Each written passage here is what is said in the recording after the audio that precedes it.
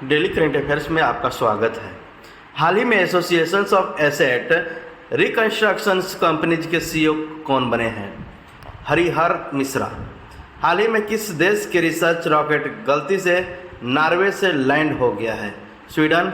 हाल ही में प्रधानमंत्री मोदी ने कहा वन अर्थ वन हेल्थ के छठे संस्करण का उद्घाटन किया है? नई दिल्ली में। हाल ही में यूरोपीय देशों के साथ नॉर्थ सी समिट का आयोजन कहाँ किया गया है? बेल्जियम में। बेल्जियम में यूरोपीय देशों के साथ नॉर्थ सी समिट का आयोजन किया गया है। हाल ही में केबीएम स्पाइसेस की ब्रांड एम्बेसडर कौन बनी है? परिणीति चोपड़ा। हाल ही में संस्था में ने स्टेट ऑफ ग्लोबल क्लाइमेट शीर्षक पर एक रिपोर्ट जारी की है। WMO। हाल ही में साइकिलिंग महासंघ के नए अध्यक्ष कौन चुने गए हैं? पंकज सिंह। हाल ही में किसे 64 साल बाद व्यक्तिगत रूप से रेमन मैग्सेसे पुरस्कार मिला है? दलाई लामा को 64 साल बाद व्यक्ति रूप से। हाल ही में किस राज्य सरकार ने 3 नए संरक्षण अभियानों की घोषणा की है? राजस्थान।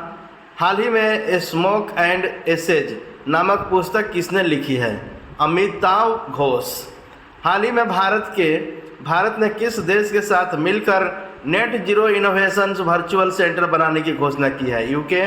हाल ही में किस देश के स्वास्थ्य मंत्रालय ने देश की पहली गर्भपात गोली की मंजूरी दी है?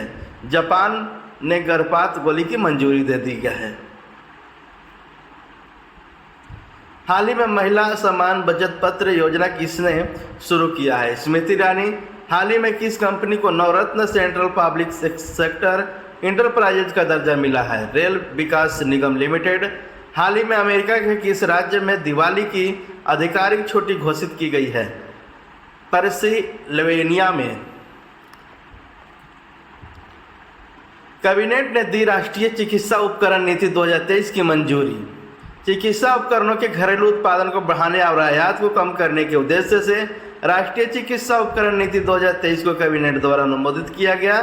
भारत में चिकित्सा उपकरणों का क्षेत्र एक उभरा हुआ क्षेत्र है जो तेज गति से बढ़ रहा है। इस नीति से चिकित्सा उपकरण क्षेत्र को अगले 5 वर्षों में वर्तमान 11 बिलियन अमेरिकी डॉलर से 50 बिलियन अमेरिकी डॉलर तक बढ़ने में मदद मिलने की उम्मीद है। परिणीति चोपड़ा बनी केबीएम स्पाइसेस की ब्रांड एम्बेसडर। प्रमुख भारतीय मसालों और मसाला ब्रांड केबीएम स्पाइसेज ने बॉलीवुड अभिनेत्री परिणीति चोपड़ा को अपना ब्रांड एम्बेसडर नियुक्त किया है। परिणीति चोपड़ा की नियुक्ति कंपनी की बाजार में उपस्थिति और ब्रांड दृश्यता बढ़ाने की विस्तार योजना का हिस्सा है। केबीएम स्पाइसेज का उद्देश्य भारत और विदेशों में उच्च गुणवत्ता और प्रमाणित भारतीय मसालों और मसालों की बढ़ती मांग को पूरा करना है। गुजरात में स्वागत पहल की 20वीं वर्षगांठ में शामिल होंगे प्रधानमंत्री। प्रधानमंत्री नरेंद्र मोदी गुजरात में स्टेट वाइड और tensions on grievance by applications of technology एसोगेट पहल की 20वीं वर्षगांठ को संबोधित करेंगे।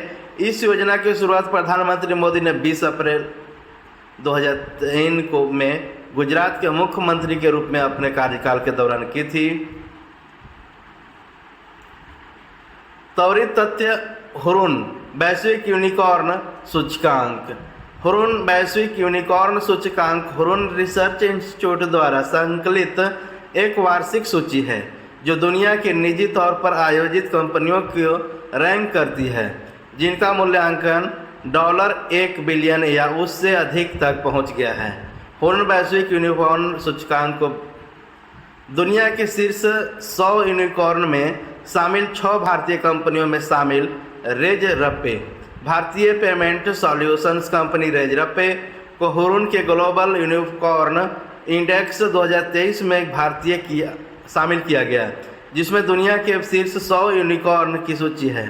भारत ने इस वर्ष 68 यूनिकॉर्न के साथ सूचकांक में तीसरा स्थान बरकरार रखा है। इनमें पेमेंट और बैंकिंग प्लेटफॉर्म रेजरपे एडेक्टमी स्टार्टअप आइजूस गेमिंग स्टेटिंग। यूरोपीय शिखर सम्मेलन का उद्देश्य उत्तरी सागर में पवन ऊर्जा उत्पादन को बढ़ावा देना है। 9 यूरोपीय देश उत्तरी सागर में पवन ऊर्जा उत्पादन को बढ़ाने के उद्देश्य से सोमवार को एक शिखर सम्मेलन आयोजन कर रहे हैं। बैठक की मेजबानी बेल्जियम ने की थी।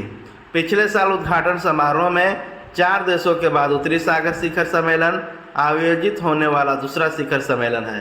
शिखर सम्मेलन का उद्देश्य नवीकरणीय ऊर्जा स्रोतों में परिवर्तन को गति देना और ग्रीन हाउस गैस उत्सर्जन को कम करना है। धन्यवाद।